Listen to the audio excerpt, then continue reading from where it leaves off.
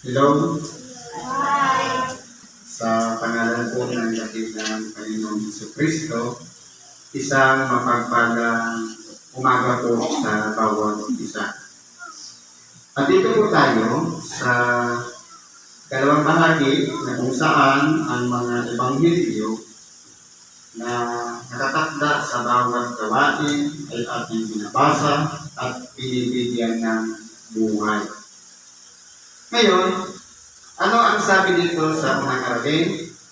Sa sulat sa mga taga-Hebreo, sa Kapitulo 3, versikulo 7 hanggang 19. Gaya nga ng sabi ng Espiritu Santo, ngayon, kung marinig ninyo ang kanyang tinig, huwag ninyong papagmatigasin ang inyong mga puso ng gaya ng sa pamumungkahi, gaya ng sa araw ng pagtukso sa iyan.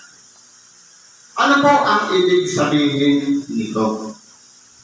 Ang Espiritu ang magsasalita. Ano ang sinasabi? Ngayon, kung marinig ninyo ang kanyang tinig. Ngayon, kung aralin natin mga kapatid, mayroong mga sinugo na tagapagpahayag ng salita ng Diyos. Sa panahon ngayon, mayroong mga pastor, mayroong mga ebangelista.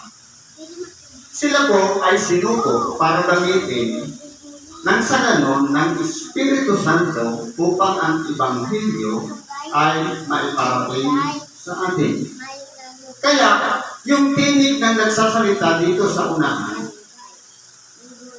sasabi natin kung iyan ba ay tinig mula sa Espiritu Santo o sa sariling kalooban. Dahil, kung iyan po ay tinig na mula sa kalooban ng Espiritu Santo, dapat po kinakailangan ang ebanghelyo na ibinabahagi nakakaugnay po sa bawat isa sa atin at tayo po ay tinuturuan upang maging isang mabuting tao. Anong sabi dito? Huwag ninyong papagmatigasin ang inyong mga puso. Paano po ba tumitigas ang puso? Sa isang tao na kapag ayaw nang makinig ng ebanghelyo, mostly po nangyayari yan sa mga ebangelista rin. Kasi, kung aralin natin, kapag pagkatapos na ng sabi turno na mag-ebanghelyo, hindi na yan makikinig. Nagdaya sa pamumukan ng parang sarili niyang suggestion, ako lang ang dapat magsalita, hindi na dapat ako makinig. Kaya, dito po, tinuturuan tayo dito na huwag papagmatigasin ang ating mga puso. Gawin natin ehemplo ang ating evangelist, obispo. Na siya, kahit siya isa sa nagsusumalyo ng ebanghelyo, pero handa niyang ibaba ang sarili para makinig ng ebanghelyo. Yan ay mabuting ehemplo na dapat natin tularan. Nang sa ganun tayo naman, maturuan natin ang ating sarili na huwag natin papagmatigasin ang ating mga puso. Tumitigas po ang puso kapag ayaw na natin makinig ng ebanghelyo. At kung sakali man nakinig ng ebanghelyo, nagre-reklamo. Yun na yung pamumungkahi, sariling suggestion na mula sa ating mga sariling pag-iisip. Ayaw nang magpasakop, kumbaga hindi na cover ng ebanghelyo. Kung tutuusin po, ang ebanghelyo, damay po ang tagapagpahayag, pati yung mga tagapakinig. Dahil yan po ay salita ng Diyos. Hindi ito salita, hindi ng salita ng sino mang tao, kundi nagiging tulay lamang ang tagapagpahayag ng ebanghelyo para maiparating sa atin at sa inyo ang ebanghelyo na dapat tayong lahat huwag nating papagmatigasin ng ating mga puso, kundi handa tayong tumanggap ng ebanghelyo. Yan po ang importante po yan. Ano po ang magiging resulta? Sabi dito, Noong mga pangyayari ng noon, na doon ako tinukso ng inyong mga magulang sa pagsubok sa akin. Kaya hindi ko'y nagaling at kasalanan ito at aking sinabi, laging sila'y nagkakamali sa kanilang puso. Ngunit hindi nila nakilala ang aking mga daan. Kaya itinuturo po dito yung daan. Sabi nga ng ating dakilang Panginoon, kung kayo'y hiwalay sa akin, wala kayong magagawa. Kahit anong panihikahos natin, kahit anong sipag natin, kahit anong parang natin ng buto, kung hiwalay tayo kay Kristo, sayang lang yung pagod na ginagawa natin. Kaya gawin natin priority, yung motto natin. Ibigin ng Diyos una sa lahat. Gawin natin priority yung ating serbisyo, yung ating paglilingkod, nang sa ganon. At sabi nga, hanapin muna ninyo ang kanyang kaharian, ang kanyang katwiran, at lahat ng bagay ay bawat idaragdag sa iyo. Ang mabuting kalusugan, bonus na lang yan. Ang makalagpas tayo sa mga problema, regalo na lang yan ng Diyos. Sa makatuwid, hahanapin muna natin sa ating mga puso. Ano ba ang naririyan? Sarili bang kalooban ang nasusunod natin o kalooban ng Diyos? Kung kalooban ng Diyos ang nasusunod natin, marahil nasusunod na natin yung motto, love God, above all. Yan po ang ibig sabihin niyan. Kaya ang nangyari, dahil sa pagmamatigas ng mga puso ng mga panahon ni Moises, ng mga tao noon, yung mga Israelita, hindi nila nasumpungan yung daan. Lagi silang nangagkakamali. Paulit-ulit ang ginagawa. Ano ba't aking isinumpa sa aking kagalitan? Sila'y hindi magsisipasok sa aking kapahingahan. Ano po ba ang ibig sabihin ng kapahingahan? Ito ba'y araw lang ng Sabado na itinuturing natin pang 7 araw o kahit araw ng Linggo? Ang sinasabi nating kapahingahan, kapahingahan ng ating nag-iisang kaluluwa na kung saan hindi tayo aburido, na parang may kulang sa buhay natin, na parang tayong galit, na palaging walang direksyon ang ating buhay. Kumbaga, hindi kumpleto dahil hindi natin nasumpungan ang kapahingahan. Halimbawa, dumaan yung 1 linggo, pagkatapos hindi ka nakamove on doon sa galit, ibig sabihin niya, hindi mo nasumpungan ang kapahingahan. Dahil, aburido ka sa iyong sarili. Ibig sabihin, naghahari pa dyan yung makalaman. Kaya nga dapat ituturo sa atin dito yung pagtuturingan magkakapatid o pag-iibigan. Yan pong kapahingahan yan ay hinahanap ng bawat isa sa atin.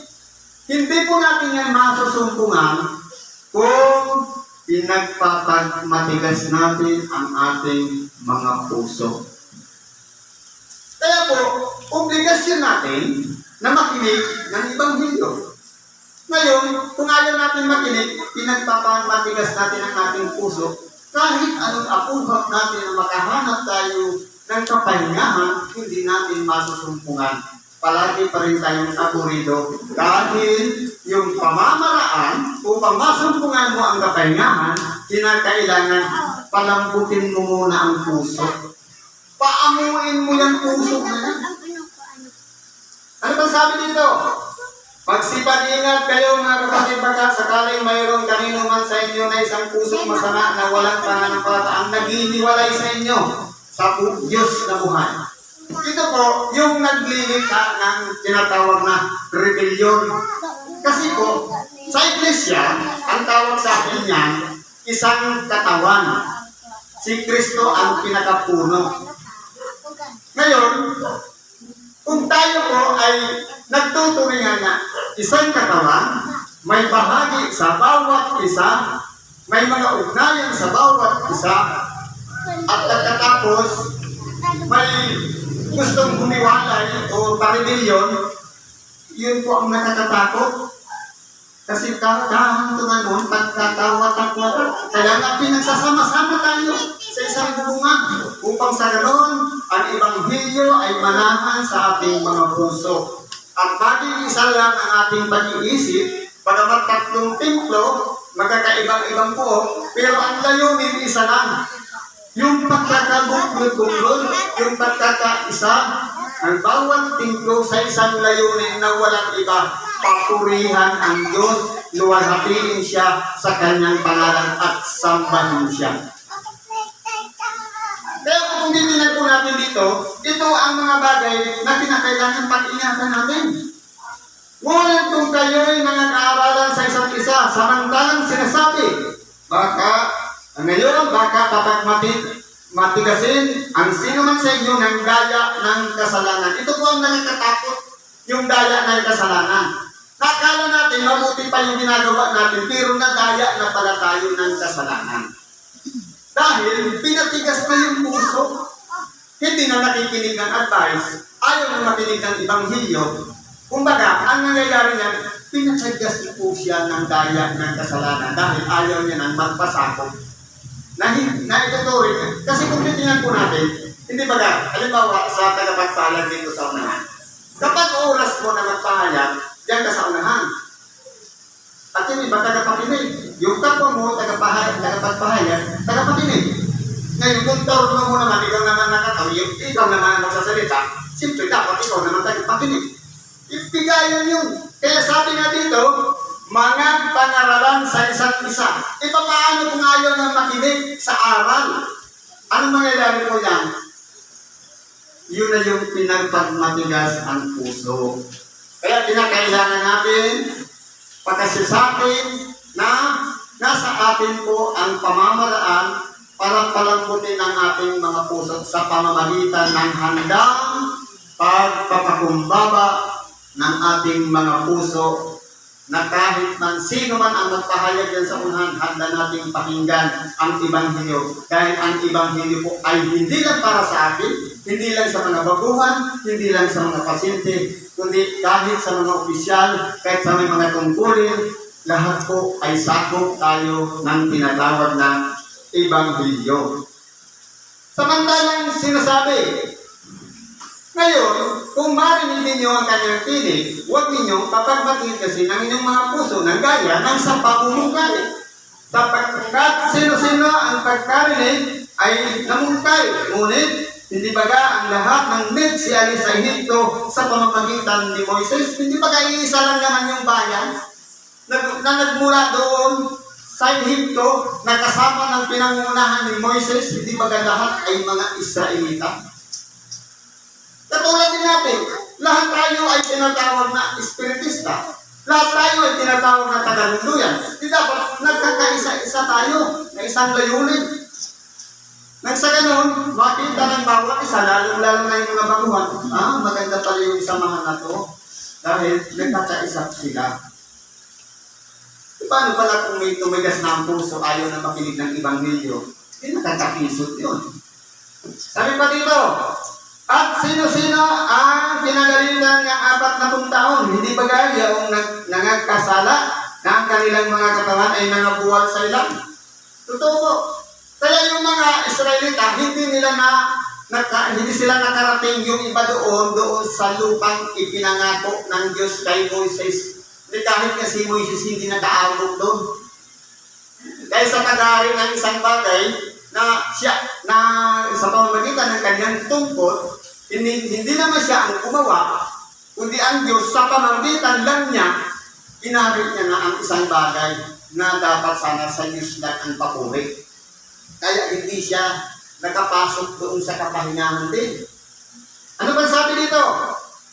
At sa kanino isinumpa niya hindi makapasok sa kanyang kapahingahan, kundi yaong mga nagsisuway. Ito po, ang mga hindi po talaga makakasumpong ng kapahingahan. Sila po yung mga ayaw sumunod. Yung tinatawag na nagsisuway. Ngayon, Paano natin malalaman, paano natin makikilala ang isang tao kung siya'y sumusunod at sumusumay? Kapag oras ng Ebanghelyo, halimbawa, oras ng Ebanghelyo, nandito tayo sa loob, nakikinig ng Ebanghelyo, sumusunod tayo. Itong ayaw natin makinig, yun ang mga nagsisuway. Kaya pinakailangan natin pag-ingatan ang ating mga sarili, na hikayatin natin, na dapat dalhin natin dito sa loob para makinig ng Ebanghelyo para hindi tayo maging masuwayin. Ano bang sabi dito?